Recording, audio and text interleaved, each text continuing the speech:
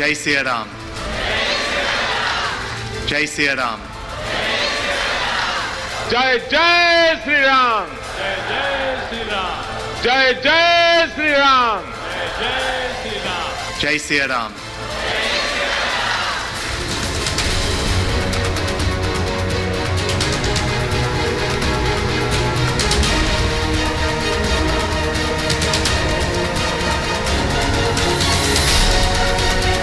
जय Siya Ram.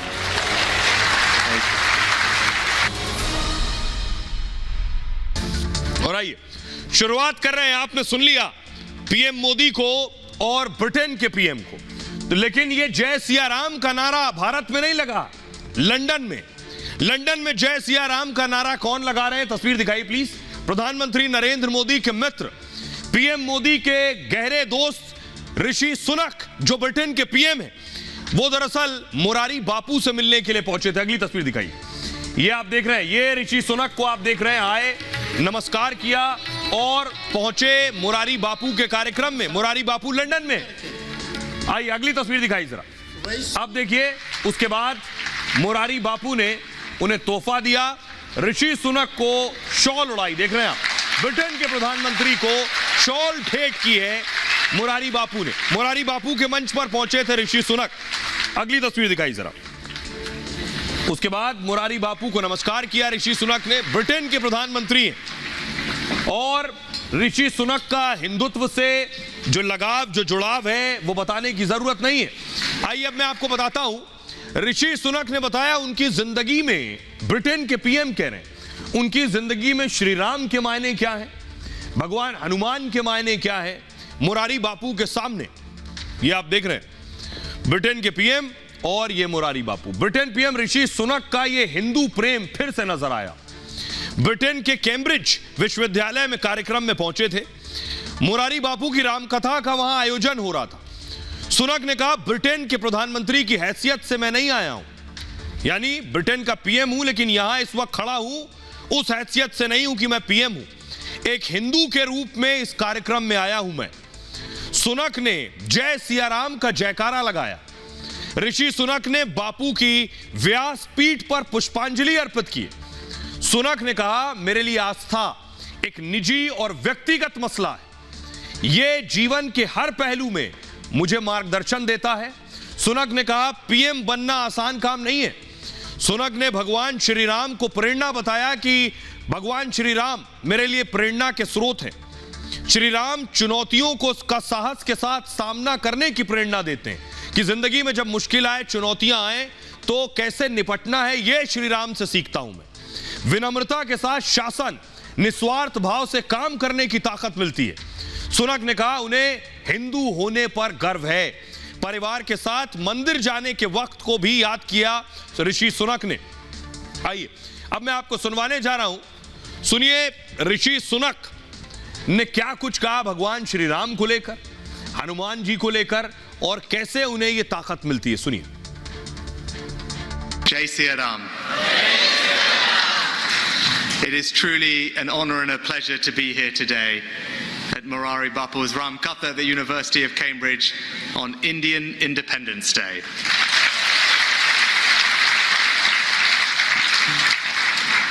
Bapu, I'm here today not as Prime Minister, but as a Hindu.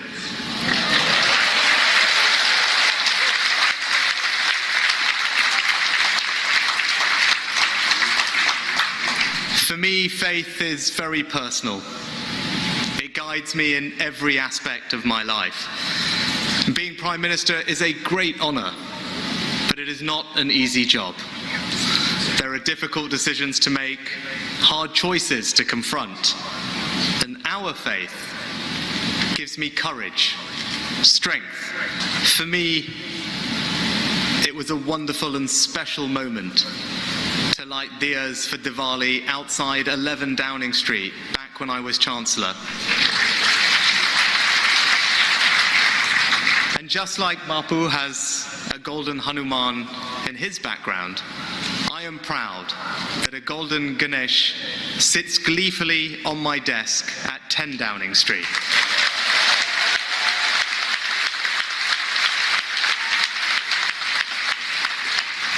is a constant reminder to me of the importance of listening and reflecting on issues before acting. Now, I am proud to be British, proud to be Hindu.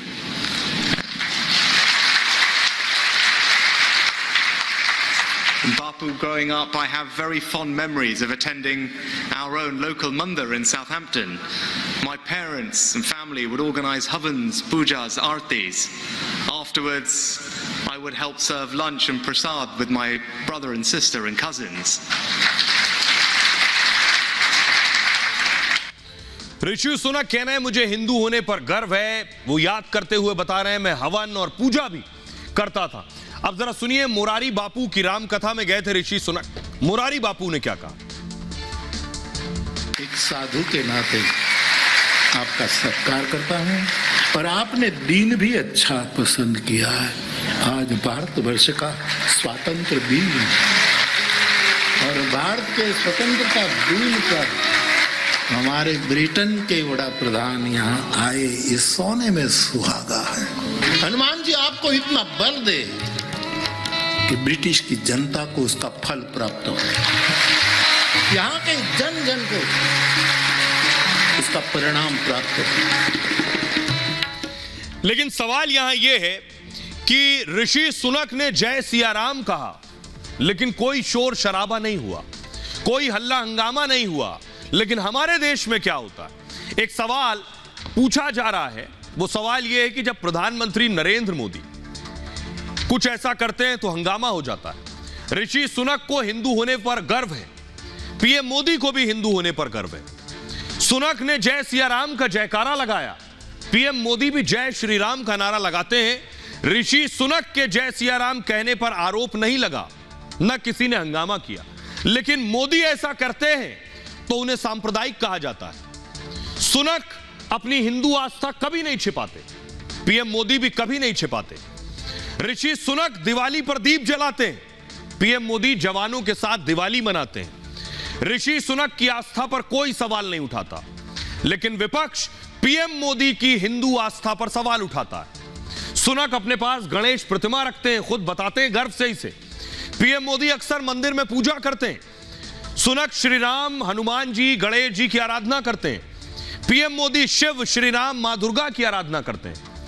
न Britain का संविधान कभी खतरे में आता है इससे और न लोकतंत्र। लेकिन मोदी के पूजा करने भर से विपक्ष सांप्रदायिक घोषित कर देता है। यह है दोगलापन। अब जरा सुनिए क्या कुछ कह रहे हैं कांग्रेस नेता उदित राज और आरपी सिंह। ऋषि सुनक ने एक एग्जाम्पल सेट किया है कि मोदी जी के लिए बहुत फिट बैठता है कि मोदी जी जहां देश की सेवा करना वहां देश की सेवा करिए, और जहां आपको धार्मिक बनना है तो आप धार्मिक बनिए, लेकिन आप धर्म के नाम पर वोट मांगते हो। वो अपनी सांस्कृतिक विरासत को अभी तक भूले नहीं, ये स्वागत योग्य है। परंतु इस देश में कई लोग हैं जो देश में रहते हुए अपनी सांस्कृतिक विरासत को भूल चुके हैं। हमारे भारत में कुछ इस प्रकार के लोग हैं जो जय श्री राम नारा लगाने पर लोगों को जेल में डालते हैं। आइए अब कुछ तस्वीरें आपको दिखाने जा रहा हूं मैं, उसके बाद बताऊंगा। ऋषि सुनक भारतीय मूल के ब्रिटेन के पीएम है। भारतीयों का डंका कहां का? ये देखिए, ये जो आप देख रहे हैं शिवलिंग भेंट किया है मुरारी बापू ने। फुल स्क्रीन लीजिए जरा। ये जो तस्वीर आप देख रहे हैं सोमनाथ का शिवलिंग है। मुरारी बापू ने ब्रिटेन के पीएम को शिवलिंग भेंट किया है। ऋषि सुनक के घर की तस्वीरें मैं आपको दिखा रहा हूं। ये देखिए ऋषि सुनक खुद दिए जला रहे हैं। फुल स्क्रीन लीजिए जरा तस्वीर। दिवाली के मौके पर ऋषि सुनक को आप देख रहे हैं, ब्रिटेन के पीएम को जो दिए जला रहे हैं अपने घर में। घर के बाहर गेट पर दिए आकर रख रहे हैं। परंपरा का हिस्सा है, दिवाली के दिन घर की दहलीज पर, चौखट पर दिए जलाए जाते हैं। ऋषि सुनक आज भी उस संस्कृति और परंपरा के साथ जुड़े हुए हैं। आइए अगली तस्वीर दिखा रहा हूं। ऋषि सुनक गौ पूजा भी करते हैं। ये देख रहे हैं गाय की पूजा कर रहे हैं ऋषि सुनक। तो भारतीय मूल की जो शख्सियत है वो अपनी संस्कृति को साथ लेकर चलती हैं, अपनी जड़ों के साथ जुड़े हुए हैं। वो कौन कौन से लोग हैं वो आपको दिखाने जा रहे हैं। देखिए जरा, ये देखिए आप, ये सारे नेता वो हैं जिनका भारत से ताल्लुक है, जो भारत से कनेक्टेड है। वो सारे लोग, वो सारे नेता हैं। ये सबसे पहले देखिए ऋषि सुनक से शुरुआत कर रहा हूं। ब्रिटेन कि भारतीय मूल के प्रधानमंत्री, पहले प्रधानमंत्री ऋषि सुनक हैं। सुनक के माता पिता दोनों हिंदुस्तानी थे और इन्फोसिस प्रमुख नारायण मूर्ति की बेटी से उनकी शादी हुई। कमला हैरिस अमेरिका की पहली महिला उपराष्ट्रपति हैं। कमला हैरिस की मां का जन्म चेन्नई में हुआ था और फूल कमल के नाम पर उनका नाम कमला रखा गया। अगले हैं पी जगन्नाथ, भारतीय मूल के मॉरिशस के प्रधानमंत्री हैं। इनकी जड़ें बिहार से जुड़ी हुई। पिता की अस्थियों को गंगा में प्रवाहित करने आए थे भारत। अगला नाम है चंद्रिका प्रसाद संतोखी, लैटिन अमेरिकी देश सूरीनाम के राष्ट्रपति हैं। भारतीय सूरीनामी हिंदू परिवार में इनका जन्म हुआ। संस्कृत में राष्ट्रपति पद की शपथ ली थी इन्होंने। और एक और नाम है वावेल रामकलावन, ये भारतीय मूल के सेशल के राष्ट्रपति हैं। इनके पूर्वज बिहार के गोपालगंज से जुड़े हुए। पिता लोहार थे और मां एक शिक्षक थी।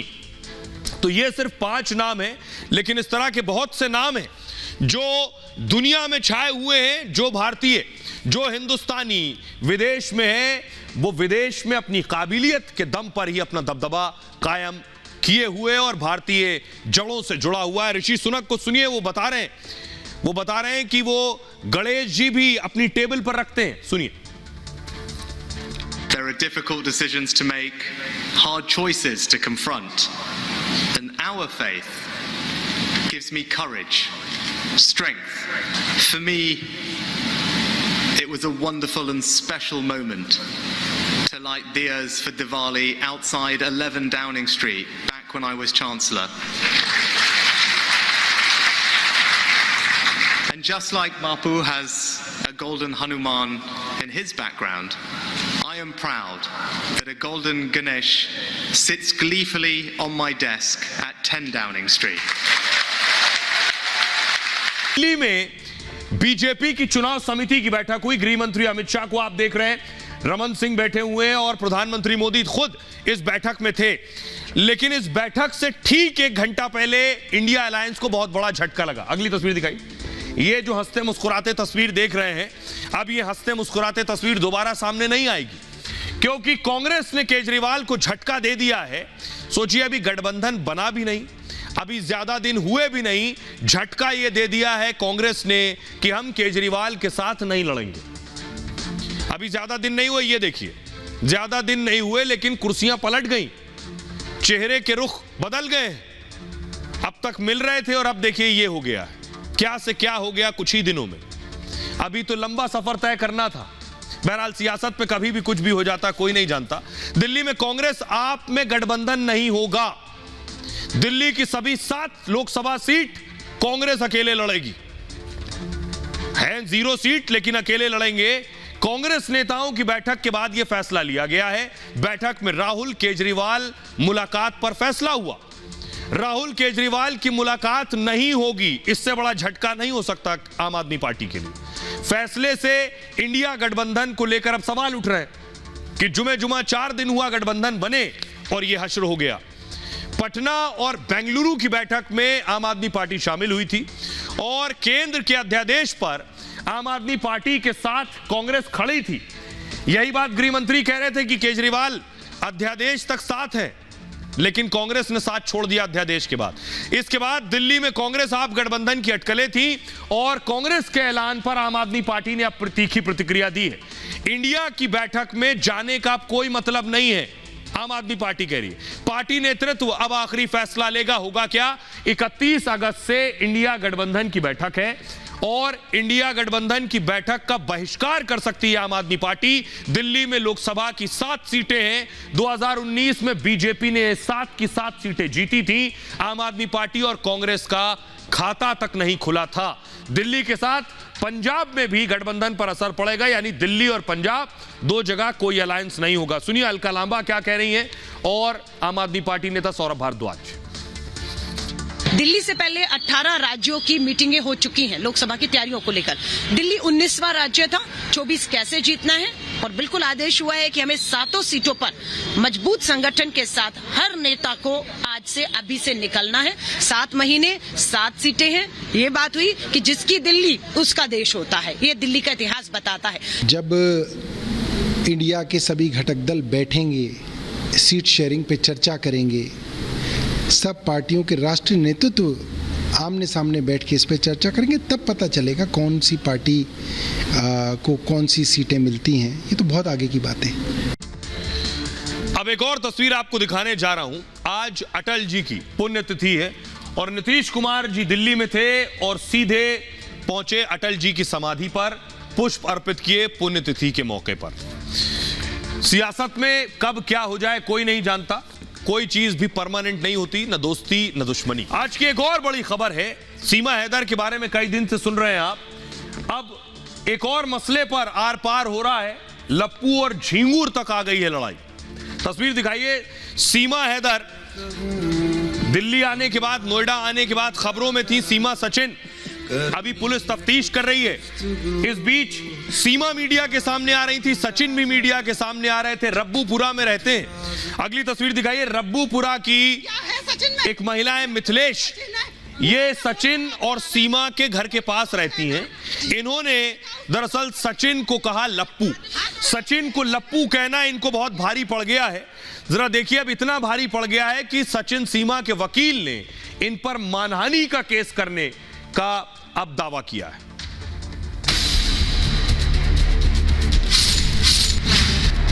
क्या है सचिन में? लप्पू सा सचिन है।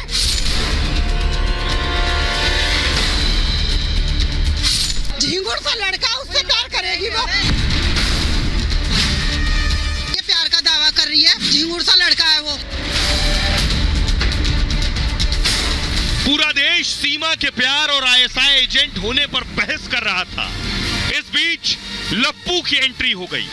सचिन के मोहल्ले में रहने वाली एक और महिला इस समय लाइमलाइट में है। इनका नाम है मिथिलेश भाटी। सचिन को लप्पू कहना इन्हें मुश्किलों में डाल गया है।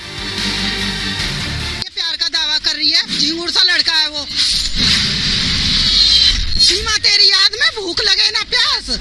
अरे वाह, बड़ा शायर हो रहा है भैया। ये प्यार का दावा कर रही है, झिंगुर सा लड़का है वो। ये प्यार का दावा कर रही है, झिंगुर सा लड़का है वो। जब से मिथिलेश ने सचिन को झिंगुर और लप्पू बताया, सोशल मीडिया पर एक बाढ़ आ गई है। कोई गाना बना रहा है तो कोई सोशल मीडिया पर रील डाल रहा है। सीमा सचिन के साथ ही मोहल्ले में रहने वाली मिथिलेश भी लोगों की चर्चा में आम है। लेकिन सचिन की पड़ोसन का यही बयान अब उन पर भारी पड़ रहा है। लप्पू और झिंगुर वाले बयान पर सचिन की मोहल्ले वाली भाभी फंस गई। सीमा हाथ फिराती रहती है, वो बैठा मुस्कुराता रहता है बस। अब तो आजकल शायरी भी उसकी हो रही है। एक उसने शायरी गाई है कि आलू भरा पराठा, पानी भरा गिलास, सीमा तेरी याद में भूख लगे ना प्यास। अरे वाह, बड़ा शायर हो रहा है भैया। जिनको आप बोलता हुआ सुन रहे थे, ये मीडिया में छाई हैं, सोशल मीडिया में भी छाई हैं, क्योंकि सचिन पर हमला कर रही थी। लेकिन सीमा के वकील सख्त हैं। उनका कहना है कि मेरे क्लाइंट की मानहानि हुई है। सचिन के लिए ऐसे शब्दों का इस्तेमाल किया गया। ये जिन्हें आप देख रहे हैं, इनका नाम है एपी सिंह, वकील हैं। इनको ये बात अच्छी नहीं लगी। मिथिलेश भाटी सीमा सचिन की पड़ोसी हैं। ये सीमा का विवाद होने के बाद दौरान इनका बयान आया। इसी बयान में लप्पू झिंगुर सचिन को इन्होंने कह दिया। मिथिलेश का बयान जमकर वायरल हुआ। सोशल मीडिया पर तमाम रील्स बनने लगी। कई गाने भी लप्पू झिंगुर पर बन गए। अब सीमा के वकील कह रहे हैं ये तो मानहानि है, जिस पर एपी सिंह ने मिथिलेश को नोटिस भेजा है। नोटिस में मिथिलेश भाटी से जवाब देने को कहा है। वकील ने कहा ऐसे शब्दों से सचिन की छवि खराब हुई है, जिसकी वजह से सचिन का मनोबल कमजोर हो गया है। उनका कहना है सचिन का मनोबल गिर गया है लप्पू सुनकर। सीमा के वकील ने कुल 3 लोगों को नोटिस भेजा है। एपी सिंह कह रहे हैं कठिन कानूनी कार्रवाई करूंगा मैं। एपी सिंह के बयान के बाद सुनिए जरा सीमा के वकील एपी सिंह क्या कह रहे हैं, और जिनको नोटिस भेजा गया है, जो सचिन को लप्पू कह रही थी मिथिलेश, वो क्या कह रही है। दोनों को सुनिए। अब आगे क्या बोला गया, मैंने आदमी तो होना चाहिए, मतलब सचिन आदमी भी नहीं है, जानवर है, तो जानवरों को भी अपने जोड़े के साथ मिलने का अधिकार है। आदमी तो होना चाहिए, आदमी नहीं है। कीड़ा, सोचिए आप, कीड़ा, झींगुर सा, लप्पू। सीमा मीना के लिए क्या कहा गया? सीमा मीना के लिए जो कहा गया, हमारे यहाँ कुत्ता, बिल्ली, खरगोश अगर घर में पालतू हैं, पेट है, मर जाते, पूरा घर खाना नहीं खाता है, रोता रहता है, बच्चे रोते रहते हैं, परिवार में कुत्तों जानवरों तक को प्यार किया जाता है। सीमा को क्या बोला गया? पूंछ कटी कुतिया, पूंछ कटी कुतिया बोला गया, छिपकली बोला गया। यहां तक भी आपको मैंने सुन लिया। सीमा सचिन मीना का नहीं है, इस देश के तमाम मीना समाज का है। इस देश के हर दलित, गलित, शोषित, पीड़ित, मजदूर, मजलूम का अपमान है। इस देश के उन पतियों का अपमान है जो पतले हैं। एपी सिंह को आपने सुना। सीमा और सचिन की जो स्टोरी आपने पिछले कई दिन से सुनी, उसमें मिथिलेश जी की एंट्री हो गई। ये रब्बूपुरा रहती है, सीमा की पड़ोसन है, और एपी सिंह कह रहे हैं कि आपने सीमा को लप्पू कह दिया। अब आप तो सोशल मीडिया पर छाई हैं, यूट्यूब पर भी छाई हैं, सीमा से ज्यादा लोग आपके बारे में सर्च कर रहे हैं। ये आपने क्या कह दिया लप्पू सिंह? लप्पू क्या होता है? देखो फिर ये वही टॉपिक होता क्या है? लप्पू का मतलब होता है नॉर्मल, जो बच्चा ज्यादा बोलता नहीं है, चुप चुप रहता हो, उसको हमारे यहाँ पे कह देते हैं कि लप्पू सा है। तो सचिन नहीं, लप्पू के साथ आपने झिंगुर भी जोड़ दिया। झिंगुर देखिए, वो तो मुंह में जो आया उस टाइम मैंने कह दिया, बाकी मैंने नहीं देखा कि सचिन कमजोर सा है। ये तो कह रहे हैं कि बॉडी शेविंग वेविंग कुछ ऐसा ही करो है मैंने, बाकी मैं तो इन चीजों के मतलब ना जानूं। तो सचिन आपको लप्पू झिंगुर लगता है इसलिए आपने ये कहा? अरे नहीं, ऐसा कुछ नहीं है भैया, आप घुमा फिरा के या नहीं, अब आप ये इसलिए कह रही एपी सिंह के नोटिस से आप डर गई इसलिए अब आप कह रही मैंने ऐसा नहीं कहा ना। ऐसा कुछ ना, मैंने कहा था लप्पू और झिंगुर। उससे आपने क्या कहा था? पूरी बात क्या कही थी आपने? नॉर्मल वे में कहा। मैंने उससे कहा था, मैं वहाँ ना बोलूंगी। अभी तो आप आरोप का जवाब दे रही हैं। आरोप को जवाब दे रही हूँ। अब आप इतना डर गई हैं कि आप अपनी डिक्शनरी से लप्पू शब्द ही हटा देंगी? अरे आप वर्ल्ड फेमस हो गया आपका। डिमांड में है लप्पू कहलवानो मेरे से। पब्लिक आ रही है, रील बना रही है कि मैडम लप्पू तो जरूर कहो, झिंगुर कहो। और आप डर रही हैं? अरे डरो क्यों? एपी सिंह से क्या करेंगे एपी सिंह? आपने लप्पू कह दिया। हद फांसी लगवा देंगे, उससे बड़ा तो कुछ नहीं है। वह भी ये देखेंगे। मैंने कुछ गलत नहीं कहा। मैं जब भी कह रही थी, अब भी कह रही हूँ, मेरे मुंह में जो उस टाइम आया मैंने कह दिया। और हमारे यहाँ पे लप्पू झिंगुर कहना नॉर्मल बात है। कोई लोग ये भी कह रहे हैं कि आप दरअसल वहाँ जल रही थी सीमा से, सीमा की तरफ सारे कैमरे थे इसलिए आपने। सीमा तो थी नहीं वहाँ पे, सारे कैमरे तो मेरे मुंह पे लग रहे। सीमा तो थी ना, मैंने तो एक छोड़ एक हटाया, 4-5 कैमरे वाले हटाए, लेकिन फिर भी उनने मुंह पे माइक लगाए चले गए। वो तो कह रहे हैं कि आपने ये भी कहा कि 5 किलो सा है और क्या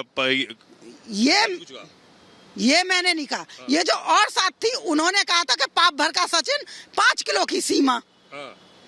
ये मेरा डायलॉग नहीं है। तो ये आपको लग रहा है एपी सिंह का जो चिट्ठी आई वो क्या कह रहे हैं उसमें आपसे? अभी तो कुछ आया ही ना है, जब आएगा जब भी देखेंगे, वह जवाब देंगे उसका भाई। देखेंगे क्या लिखते हैं, क्या कह रहे हैं, उसे भी देखेंगे भैया। हरियाणा के बाद अब उत्तर प्रदेश में दंगे वाली साजिश हो रही।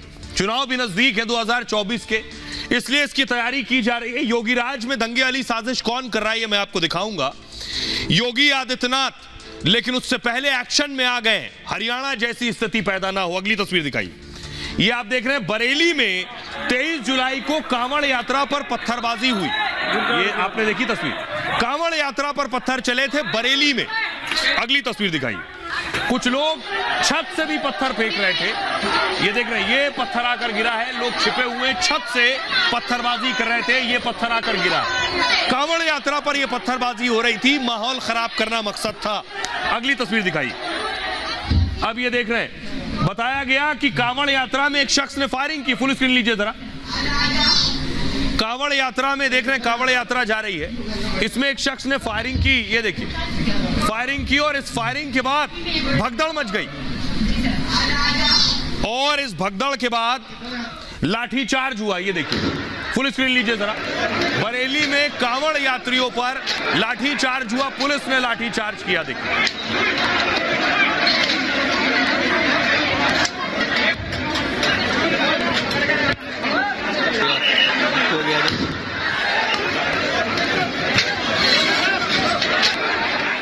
ये सब बरेली में हो रहा था। तो कोई तो है जो चाह रहा था कि बरेली की फिजा में जहर घोला जाए। उसके बाद एक और शख्स है सद्दाम कह रहे हैं, है किसी साहब से दब के थोड़ी रहेंगे। वो कह रहे हैं किसी से दब के नहीं रहेंगे, 15 मिनट के लिए पुलिस हटा लो, तब बताएंगे किसमें कितना दम है। ये फेसबुक पर लिखा, तस्वीरें भी लगा रखी हैं। लेकिन योगी की पुलिस पूरी तरह से एक्टिव है। योगी की पुलिस ने भड़काने वालों को उठा लिया है। ये रिपोर्ट देखिए।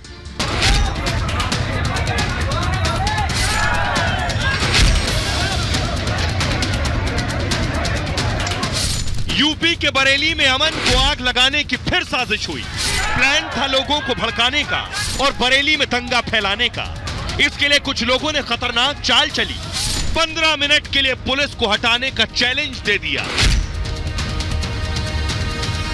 यह सिर्फ योगी की पुलिस को चैलेंज नहीं था, यह कोशिश थी हिंदू मुसलमानों को आपस में लड़ाया जाए और उत्तर प्रदेश में उन्माद की चिंगारी को हवा दी जाए। लेकिन पुलिस ने फौरन एक्शन लिया और बड़ी साजिश नाकाम कर दी और यह पैगाम दे दिया कि योगीराज में दंगे और अपराधियों की जगह नहीं है। जबरन दादागिरी दिखाने का प्रयास करोगे तो बुलडोजर भी अपना तैयार रहता है। फिर अब आपको बताता हूं कि आखिर कौन है जो उत्तर प्रदेश में माहौल बिगाड़ने की साजिश कर रहा है। तस्वीर आपके सामने है। यूपी में माहौल बिगाड़ने की साजिश का खुलासा हुआ। भड़काऊ पोस्टर पर सूबे में तनाव फैलाने का प्लान था। इस पोस्टर के जरिए जो आप देख रहे हैं, बरेली के मुस्लिम युवक ने भड़काऊ पोस्ट फेसबुक पर डाला और उसके साथ ही इस विवादित पोस्ट को वायरल करने लगे। इसमें लिखा क्या है ये आपको बताऊं। इसमें लिखा है, फेसबुक पोस्ट में खुद को खास समुदाय से जोड़कर दिखाया गया। लिखा है, साहब हम किसी से दब के थोड़ी रहेंगे, 15 मिनट के लिए पुलिस को हटा दो, फिर देखो किसमें कितना दम है। पोस्ट के साथ दबंग दिखाते हुए कुछ युवकों की फोटो भी है। पोस्ट के साथ मातमी जुलूस का वीडियो भी डाला गया है। दावा किया जा रहा है कि ये मुहर्रम जुलूस का वीडियो है। उस समय बरेली में कांवड़ यात्रा भी निकल रही थी। ऐसे में कुछ लोग माहौल बिगाड़ने का प्रयास कर रहे हैं। विवादित पोस्ट कर मुस्लिमों को भड़काना चाहते हैं। अब हुआ ये, ऐसे में कुछ लोग चाहते थे कि माहौल बिगड़े, विवादित पोस्ट किया गया जानबूझकर। मुस्लिम और हिंदू समुदाय के बीच तनाव फैलाने का प्लान था। 23 और 30 जुलाई से ज्यादा बड़ा बवाल करने की तैयारी थी। 23 जुलाई को बरेली में कांवड़ यात्रा पर पथराव हुआ था। तब कांवड़ यात्रा मुस्लिम बहुल इलाके से गुजर रही थी। दोनों समुदाय के लोगों को पुलिस ने समझाकर मामला शांत किया। 30 जुलाई को भी कांवड़ जत्थे का रास्ता रोका गया था और बरेली में भारी बवाल हुआ था। पुलिस की सख्ती के बाद बरेली में माहौल काबू में किया गया, लेकिन इससे कुछ उन्मादी तत्व बौखला गए थे। सोशल मीडिया से वो हिंसा फैलाने की चाल में थे, लेकिन योगी की पुलिस ने इस बार भी उन्हें नाकाम कर दिया। पुलिस बल की कड़ी सख्ती से बरेली में सब कुछ सामान्य है और सद्दाम उर्फ नाजिम समेत 8 लोगों को शिकंजे में ले लिया गया है।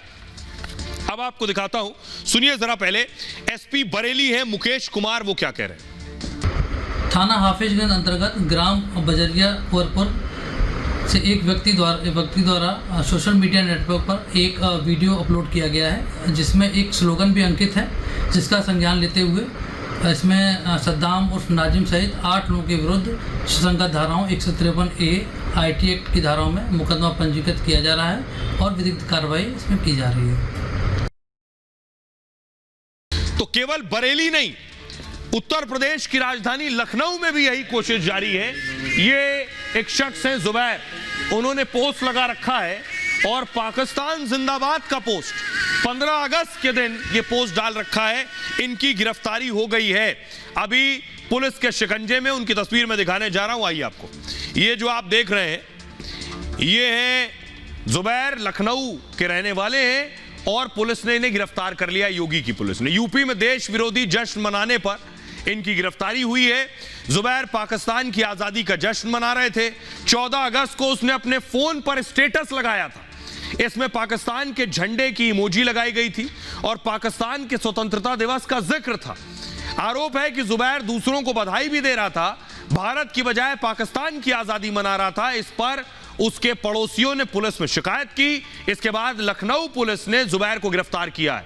जुबैर लखनऊ में सरकारी राशन की दुकान चलाता है। अब उसके मकान का लाइसेंस रद्द करने की मांग हो रही है। सुनिए जरा जुबैर के पड़ोसी को, वो क्या कह रहे हैं। और इस नाते इनको ऐसा बिल्कुल कतई करना नहीं चाहिए। और ये पूरा सम्मान पाए हुए हैं, जनता का सम्मान पाए, एक सम्मान ही है, हम लोग जनता का की कोटेदार हैं और उनके ऊपर कार्रवाई होनी चाहिए। ये इतना सम्मान पाए हुए व्यक्ति हैं और यहाँ पे कभी हमेशा भाईचारा बना रहा है और इनके मन में ये इतना दुर्भावना भरी हुई है कि जो हिंदुस्तान या भारत के जो है 15 अगस्त के मौके पर इन्होंने कोई भी स्टेटस नहीं लगाया, इनको तो ये कतई नहीं करना चाहिए। अब उत्तर प्रदेश के बाद आपको हरियाणा लिए चलते हैं। हरियाणा में एक्शन हो रहा है, बिट्टू बजरंगी गिरफ्तार हो चुके हैं। अगला नंबर क्या मोनू मानेसर का है, ये मैं क्यों कह रहा हूं, ये जो हिंसा और आगजनी हुई ये करने वालों की गिरफ्तारी हो गई है। अगली तस्वीर दिखाइए। अब कहा गया जिन लोगों ने भड़काया, बुलडोजर चल गए, जो इमारत आप देख रहे हैं पत्थर चलते हुए, इस पर बुलडोजर चल चुका है, ये गिराई जा चुकी है। अगली तस्वीर दिखाइए, क्योंकि इससे पहले बहुत से वीडियो सामने आए, कहा गया इन वीडियो के जरिए भड़काया गया। फुल स्क्रीन लीजिए जरा, सुनाइए बिट्टू बजरंगी क्या कह रहे हैं। देंगे और ये बोलेंगे कि बताया नहीं कि हम आए और मुलाकात नहीं हुई, तो इसलिए हम पूरी लोकेशन देंगे। अभी हम पाली हैं और निकलेंगे धौस से ही, फूल माला तैयार रखना, कोई दिक्कत नहीं है। हाँ बिल्कुल, क्योंकि ये बोलते हैं ना कि बताना नहीं, निकल गए जी, बताया नहीं, पूछा नहीं, ये सारे मुलाकात करने के लिए। और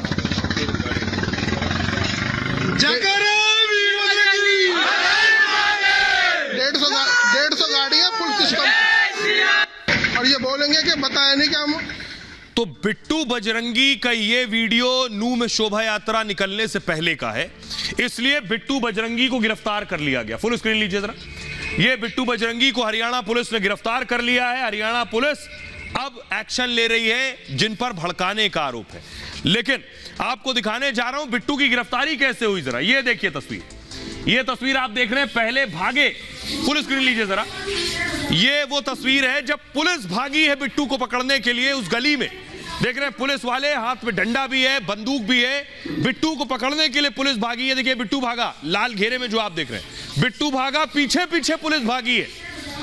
ये हरियाणा की तस्वीर है। बिट्टू अब तक कहां था कुछ नहीं पता, पुलिस ने तफ्तीश आगे बढ़ाई तो बिट्टू के बारे में जानकारी मिली। और देखिए बिट्टू भागा है, बिट्टू को पकड़ने के लिए पुलिस भागी है पीछे पीछे, ये भागा बिट्टू। अब अगली तस्वीर दिखाने जा रहा हूं जब बिट्टू को पकड़ के लेकर निकली। अगली तस्वीर दिखाइए, ये देखिए, अब ये पुलिस ने बिट्टू को पकड़ा है, एक हाथ से और गर्दन से पुलिस बिट्टू को पकड़ के घर से बाहर लेकर आ रही है। तो हरियाणा में आप देख रहे हैं बराबर से एक्शन हो रहा है, बुलडोजर चला और गिरफ्तारियां हुई, तो बिट्टू की भी गिरफ्तारी हुई है।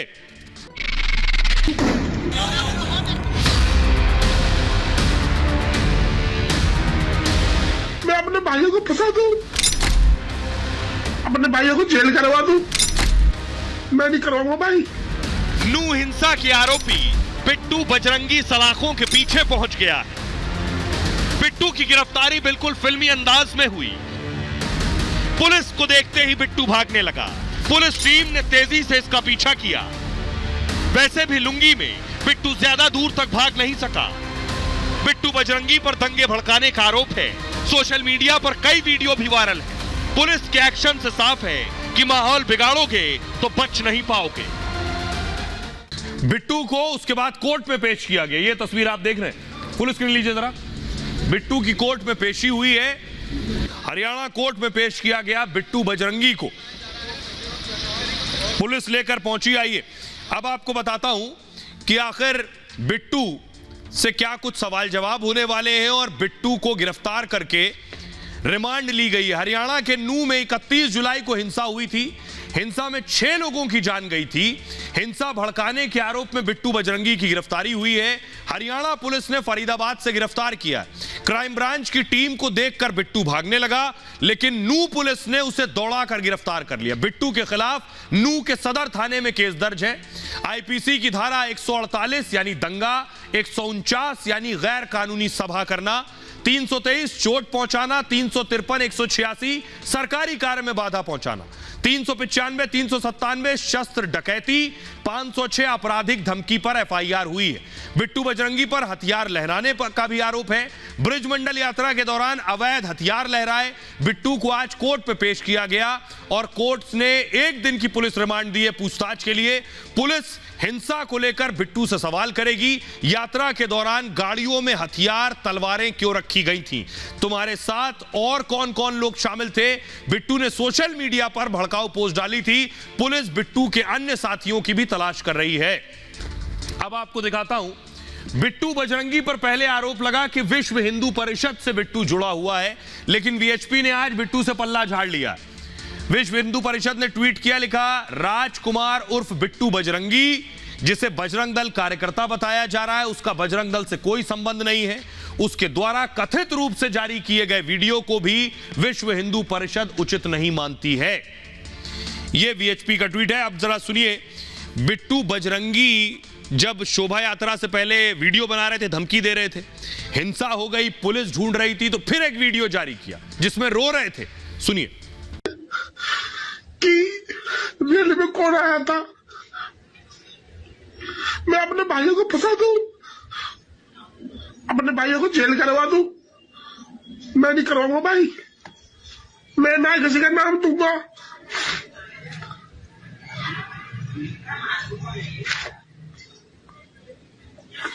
नहीं हिम्मत है ना तो जेल कर दो, गोली मार दो, परेशान मत करो मेरे को, बता रहा हूं मैं पहले ही। अब हिंदू युवा रोड पे आ जाएगा। हिंदू को कमजोर मत समझो, पाकिस्तान नहीं है, बांग्लादेश नहीं है। अब आपको बताता हूं, बिट्टू की तो गिरफ्तारी हो गई, लेकिन पुलिस एक और शख्स को ढूंढ रही है, बिट्टू के साथी मोनू मानेसर को, क्योंकि इसमें मोनू मानेसर का भी नाम है। क्या अगली गिरफ्तारी अब मोनू मानेसर की होगी? क्योंकि बिट्टू से सवाल जवाब किए जाएंगे, इसमें कौन कौन शामिल था। गाड़ी में जिस शख्स को आप देख रहे हैं वो मोनू मानेसर है। हिंसा फैलाने का आरोप मोनू मानेसर पर भी लगा है। मोनू मानेसर पर जुनेद नासिर की हत्या का आरोप था। गो तस्करी के आरोप में दोनों को जिंदा जला दिया गया।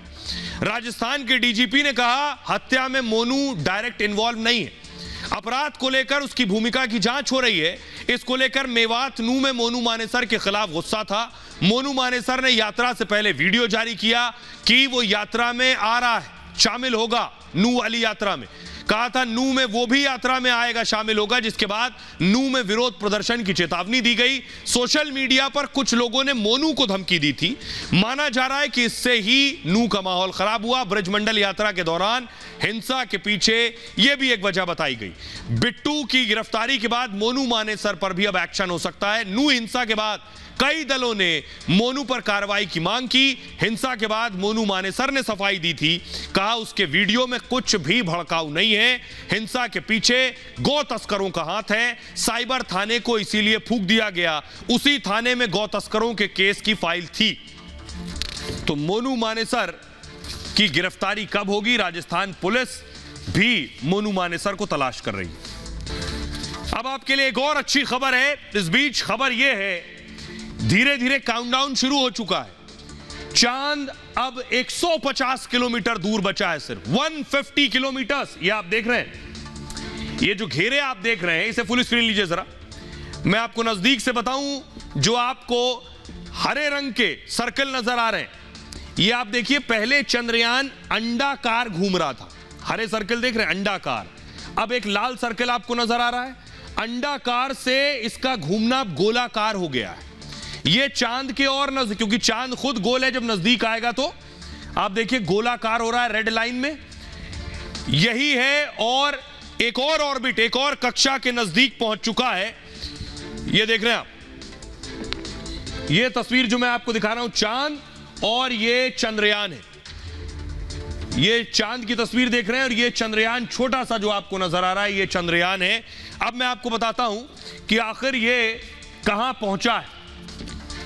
ये भारत के लिए कामयाबी है, हर कुछ दिन में एक कक्षा आगे बढ़ रहा है। इसे ध्यान से देखिए, चंद्रयान ने चांद की ओर एक और बड़ी छलांग लगाई है।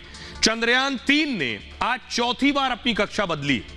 अब चंद्रमा से उसकी सबसे कम दूरी बची है 153 किलोमीटर। चंद्रयान अब गोलाकार कक्षा में भी पहुंच गया है। इससे पहले अंडाकार कक्षा में चक्कर लगा रहा था। कल चंद्रयान एक और अहम पड़ाव तय करेगा। लैंडर विक्रम प्रोपल्जन मॉड्यूल से अलग होगा, यह बहुत बड़ी बात है। इसके बाद चांद पर उतरने की प्रक्रिया लैंडर करेगा। इस लैंडर के अंदर ही रोवर है, जो लैंड करेगा वो लैंडर, और अंदर से रोवर निकलेगा जो चांद पर आएगा। लैंडर कल 100 किलोमीटर की कक्षा में भी पहुंच जाएगा, यानी यहां से सॉफ्ट लैंडिंग की प्रक्रिया शुरू होगी। 23 अगस्त तक यह दूरी 30 किलोमीटर से भी कम हो जाएगी। तब इंजन फेल होने पर भी चंद्रयान चांद पर उतर जाएगा। भारत चांद के दक्षिणी ध्रुव पर लैंड करने वाला पहला देश बनेगा। लैंडर करीब 2 हफ्ते तक चांद पर ही रहकर प्रयोग करेगा। लैंडर चांद पर पानी और ऑक्सीजन का पता लगाएगा, जबकि प्रोपल्जन मॉड्यूल चंद्रमा की कक्षा में ही रहेगा और धरती से आने वाले रेडिएशन का अध्ययन करेगा। खबरों में आगे बढ़ते हैं। आज की खबर है पहाड़ पर विनाशकाल से जुड़ी। शिमला की पहली तस्वीर आपको दिखाने जा रहे हैं, जिस तरह से तबाही आई हुई है। शिमला के कृष्णा नगर में, फुल स्क्रीन लीजिए, लैंडस्लाइड की तस्वीर आप देख रहे हैं और 8 घर इसकी चपेट में आए। अलग अलग घटनाओं में शिमला में अब तक 19 शव बरामद हुए। हिमाचल में भूस्खलन से भारी नुकसान हुआ है। 3 दिनों में 71 लोगों की जान चली गई है। 7,500 करोड़ का नुकसान हुआ है। देख रहे हैं आप, ये इमारत हिला देने वाली ये तस्वीरें हैं। अगली तस्वीर आपको दिखा रहे हैं शिमला की। ये तस्वीर भी आप देख रहे हैं। भूस्खलन की वजह से 170 घटनाएं सामने आई हैं। राज्य के करीब 9,600 घरों को नुकसान पहुंचा है। बारिश के चलते शिमला में 500 से ज्यादा पेड़ गिर गए। प्रशासन रेस्क्यू के लिए एयरफोर्स की भी मदद ले रहा है कई जिलों में। हमारे सहयोगी की जरा रिपोर्ट देखिए आप।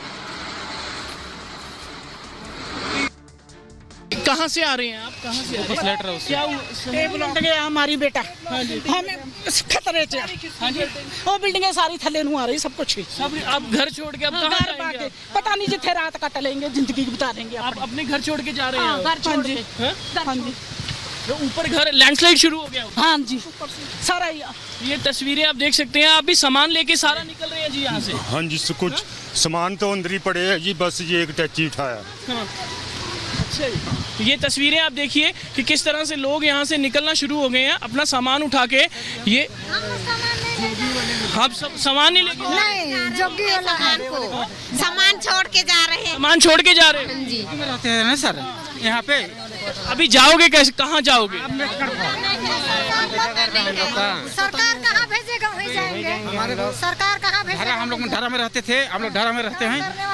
ढारा में रहते हैं ना, जाओ बोल रहे थे, जा रहे हैं। कहाँ जाए? ये तस्वीरें आप देख सकते हैं कि लोगों ने अपने घर छोड़ के यहाँ से निकलना शुरू कर दिया है। ये यहाँ पे ऊपर जो है पहाड़ के ऊपर लैंडस्लाइड शुरू हो गया है। इसी वजह से ऊपर से पुलिस और लोकल प्रशासन जो है उन्होंने इवैक्यूएशन प्रोसेस शुरू कर दिया है। तो उसकी वजह से सारे लोग जो हैं वो अपना सामान उठा के यहाँ से निकलना शुरू कर चुके हैं। आप देख रहे हैं लोगों में डर और दहशत है, जगह से जा रहे हैं। ये जरा तस्वीर देखिए, एयरफोर्स किस तरह से रेस्क्यू कर रही है जो लोग फंसे हुए। ये कांगड़ा की तस्वीर मैं आपको दिखा रहा हूं। देखिए, एक महिला जो कि फंसी हुई थी, एयरफोर्स का हेलीकॉप्टर वहां पहुंचा और उसके बाद देखिए उसे हुक के जरिए उठाया है हेलीकॉप्टर से। तस्वीरें आप देख रहे हैं, एक महिला, चारों तरफ आपको पानी नजर आ रहा है। जो तबाही आई है उसके बाद हुक लगाकर महिला को उठाया गया है और बहुत से लोगों को रेस्क्यू किया गया है। बहरहाल ये भारत की बात है में इतना ही। आप अपना और अपनों का बहुत बहुत ख्याल रखिए। एक बहुत ही छोटे से क्विक हील ब्रेक के लिए रुक रहे हैं।